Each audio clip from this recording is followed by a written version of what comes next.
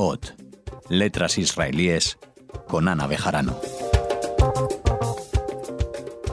Un placer, como siempre, conversar con Ana Bejarano en su programa Ot, letras israelíes. Hola, Ana. Hola, Raquel. El placer es mío, como siempre digo, y es que es verdad, lo es estar con vosotros. Vamos a hablar de Vamos a hablar de un autor, que está poco traducido, siempre lo decimos, al castellano, Natan Zach. Sí, Natan Zach, la verdad es que especialmente está poco traducido para el poetazo que es y el autorazo que es. Porque habíamos hablado tú y yo aquí de otro de los grandes poetas de la segunda mitad del siglo XX, el más grande quizá, que es Yehuda Amichai. Pero Yehuda Amichai hay que decir que está muy traducido y es un autor que funciona muy bien en traducción. Son de la misma generación y se parece un poco su poesía, pero Natan Zach, que es otro de los grandes de la segunda mitad del siglo XX y que vive y hasta el día de hoy es polémico y él sigue escribiendo, pues está muy poco traducido. Habíamos hablado tú y yo una vez, o creo que quizá en más ocasiones, de una web donde los lectores pueden ver qué literatura hebrea está traducida, que es esta del Instituto de Traducción de Literatura Hebrea Contemporánea de Ramat Gan, de The Institute for the Translation of Hebrew Literature. Y ahí cuando se mira a Natan Zach, pues al momento lo ves que está muy poco traducido. Lo han traducido a muchas lenguas, pero antologías y son todo traducciones muy parciales, porque la verdad es que no es un autor fácil, aunque aparentemente es muy fácil, pero es un autor que, bueno, ahora hablaremos de por qué quizá cuesta, con lo cual esta antología que presentamos aquí hoy tiene muchísimo mérito. ¿Nos hablas un poquito más del autor antes de pasar al libro en concreto? Sí, pues como he dicho, Natan Zach se puede contar, si hay tres, bueno, hay muchos poetas buenos, la verdad da un poco de pena decir tres, pero se considera que en la segunda mitad del siglo XX hay tres grandes poetas hebreos, todos hombres por cierto, que son Yehuda Amichai, nacido en Alemania en 1926 y fallecido en el año 2000, David Avidan, nacido en el 34 en Tel Aviv y que murió en 1995, casi olvidado por todo el mundo, fue algo escandaloso porque David Avidan es uno de los grandes poetas también sin traducir prácticamente. Y después este tercero, que es Natan Zach, nacido en 1930 en Berlín y que como Yehuda Amichai, pues su familia huye de la Alemania nazi. Y Natan Zach llega con su familia en 1936 a la Palestina del mandato británico, como he dicho, nacido en Berlín, en una familia que si no hubiera sido por el nazismo no tenía ninguna intención de emigrar a lo que luego sería Israel o a la Palestina del mandato, pero bueno, se vieron forzados. Él tiene muchísimos poemas que hacen referencia a este hecho, sobre todo a su padre, que era alemán, la madre era italiana, y cómo fue un trauma terrible para el padre el hecho de tener que abandonar Berlín y marchar incluso se suicida el padre. El padre se suicida de la misma manera que se suicidó la madre de Amos Oz, sí. que no pudo soportar el hecho de no estar ya en Europa. Pues el padre de Natan Zach le sucede lo mismo. Bueno, el caso es que se le puede considerar nativo de la lengua a este poeta Natan Zach porque llega con 6 años y él es poeta, crítico, es editor, es traductor y estudia filosofía y ciencias políticas en la Universidad Hebrea de Jerusalén. Participa en la guerra de la independencia, lucha en esta guerra. Esto es importante por la trayectoria que luego él tiene, porque en el programa pasado tú y yo hablamos de la poetisa Zelda, que era una rara avis en la literatura hebrea, porque no pertenecía a estos poetas tan rabiosamente de izquierdas. Y bueno, no nos cansaremos de decir que a pesar de lo polémico que él ha sido y de las cosas que ha dicho espantosas sobre el Israel actual, él siempre dice, ojo, que yo no he esquivado el hecho de luchar en las guerras, me he jugado la vida varias veces. Lo dice repetidamente y bueno, ha sido muy polémico hasta el día de hoy. Mira que es mayor y él no cede, incluso ha estado en las listas de Meretz y dice cosas espantosas como que Israel desaparecerá en los próximos 50 años, no le da más años de vida al Estado de Israel que 50 años, dice por lo tontos que son los palestinos y los tontos que somos los israelíes. Y bueno, él estuvo también 10 años en Inglaterra y se doctoró en la Universidad de Essex con una tesis sobre Ezra Pound. Luego regresó a Israel, cosa que ha lamentado, tal como está Israel hoy, dice hubiera seguido escribiendo poesía hebrea fuera. Bueno, es un personaje muy polémico, muy difícil de carácter por lo visto, un gran bebedor, cosa que él no oculta en su poesía, y que hay varios poemas también en esta antología que hoy presentamos. Y bueno, si algo lo caracterizó también es por ser un teórico de la poesía hebrea. Es uno de los grandes poetas, pero no se limita solamente a escribir, sino que ha sido uno de los grandes teóricos de la poética esta de la segunda mitad del siglo XX. Bueno, eso sería muy resumido lo que es su vida. Muy bien, pues si quieres hacemos una pausa para ir a por un chupito para leer la poesía de Zach. Ahora volvemos.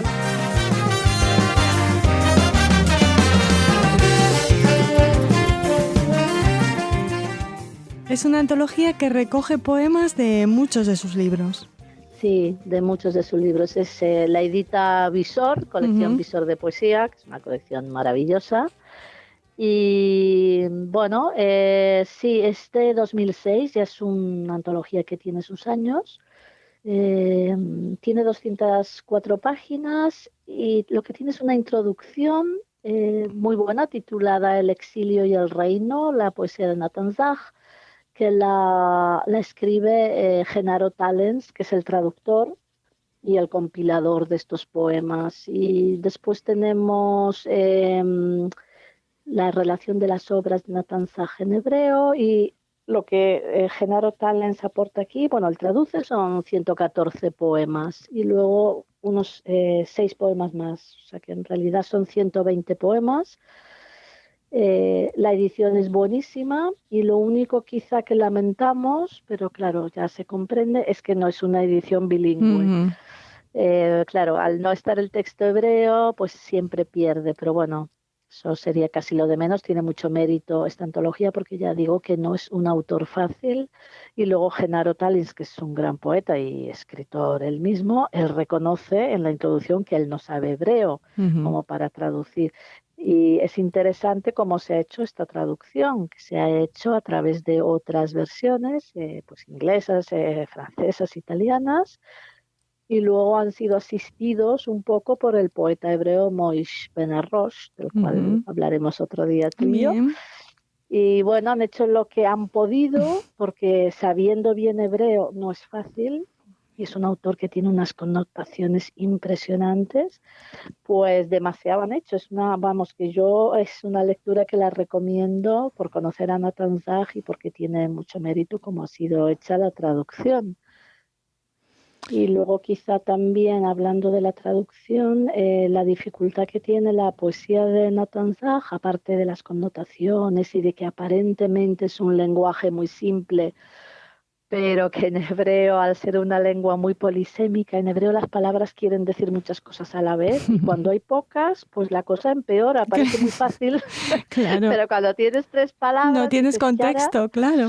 Claro, ¿qué hago yo con esto? O sea, que tiene muchísimo mérito Genaro Tallens, pero luego lo que tiene la poesía hebrea de la época, de la generación a la que pertenece Nathan Zach, es que conserva mucho la rima. Hasta los años 50 del siglo XX la poesía hebrea tenía métrica, también tenía un metro, que es el metro silábico acentual, tomado de la literatura rusa a principios del siglo XX. Y el grupo de poetas que escribe con Nathan Zach, que es Yehuda Mihai, David Avidan y otros pocos que eran estudiantes en 1950 en la Universidad Hebrea de Jerusalén, publican una revista, la revista Likrat, que quiere decir hacia, y ahí ellos proponen una nueva poética que rompe con los poetas anteriores, que son Nathan Alterman y Shlonsky, que eran muy clásicos y con un metro muy fuerte, y dicen fuera metro, pero mantienen la rima. Claro, la rima es terrible. En castellano a nosotros hoy nos repele Nos bastante. espanta, sí.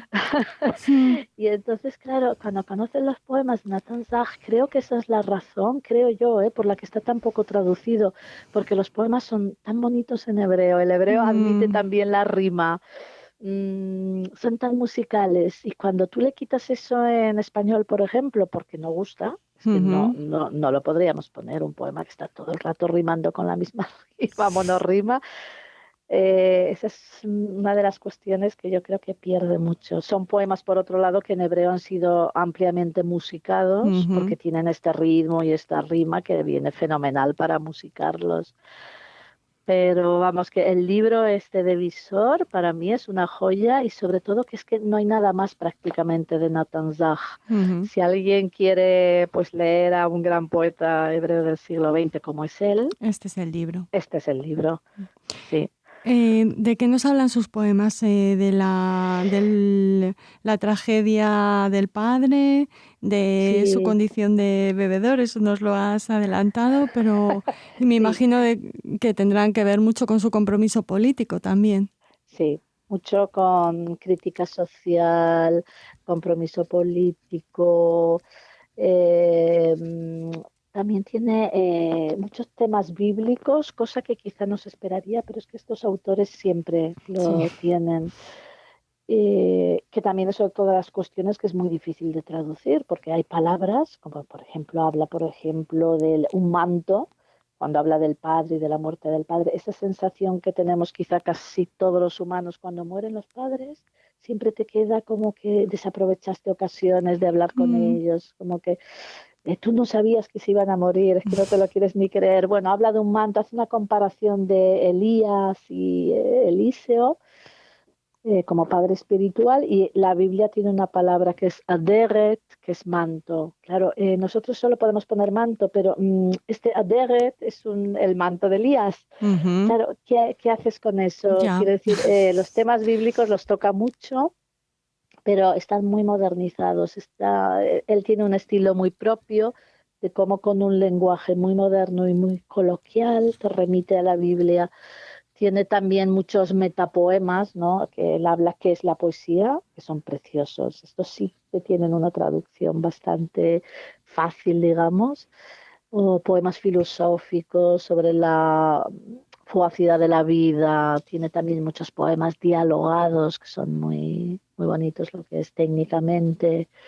O también habla mucho sobre la conciencia de la muerte, eh, y también muchas escenas cotidianas que la verdad que son a veces escalofriantes, ¿no? Por ejemplo, el afeitado diario frente al espejo, las relaciones de la pareja, las cuestiones así más banales de la existencia, o también canta mucho lo que es el absurdo de la vida, Ujú. pero a la vez como protegiéndonos, ¿no? De las adversidades de la vida. También hay que decir que los modelos de su grupo de poetas son más bien anglosajones, porque Ujú. en los años 50 también estos poetas, que son Yehuda Mihai, David Avidan y Nathan Zag, rompen con los poetas anteriores que tenían unos modelos alemanes, simbolistas, franceses, y ellos se decantan más por la literatura del absurdo, al modo anglosajón, y eso también se nota mucho en lo que es su temática. Ujú. ¿Vas a leernos algún poema? ¿O Pues difícil elegir? sí, voy a ¿Sí? leer algún poema, Vale. aunque soy muy mala lectora. También es, en todo caso, destacar de su poesía Ujú. conforme a la generación anterior, que la poesía de estos poetas es la poesía del yo, es la generación del Estado. Ellos pertenecen a la generación del Estado porque empiezan a escribir en 1950, Ujú. 2 años después de la fundación del Estado de Israel, pero hay un corte tanto que la crítica ha dado a llamar a esta generación la generación del Estado, la nueva ola y sobre todo la generación del yo, porque la generación anterior se llamaba la generación del nosotros, Claro. donde era nosotros ocupamos la tierra, la conquistamos, pero estos poetas como Nathan Zag son más intimistas. Ujú. A ver, os puedo leer, no sé el tiempo que tengo. El que quieras. Pues a ver, en la página 41 de este libro hay un poema muy cortito y a mí me ha gustado mucho cómo lo ha resuelto el traductor Genaro Tallens, que tituló el poeta ¿Cómo es que una estrella? Este es el título. Lo leo. ¿Cómo es que una sola estrella, sola, se atreve? ¿Cómo se atreve? Por el amor del cielo, una estrella sola. Yo no me atrevería, y yo en realidad no estoy solo. A mí me parece un poeta que condensa tanto. Sí. Y luego, si queréis, si te parece, puedo leer el del padre, que es en la página 34, que es muy autobiográfico porque está obsesionado con este tema, como he dicho, cómo se tuvieron que marchar de Alemania. Y se titula Un pequeño error en la máquina. Cuando vinieron, los nazis fueron muy amables. El padre era un conocido, al menos para ellos. La madre, una italiana. No era ningún problema. Pidieron unos datos, nada más, la rutina. Entraron en casa y ni osaron sentarse. Pero esa misma noche, es increíble, llamó un amigo policía. Dijo que había que irse, y si era posible, en menos de una hora, porque el veredicto ya había sido anunciado. Por el dinero, como siempre. Los judíos tuvieron siempre dinero, y Judas Iscariote tampoco le faltó a él, ni siquiera entre judíos. Así pasó una hora, y pasaron 2 horas, 2 horas muy difíciles para un hombre al que le resultaba difícil decidir.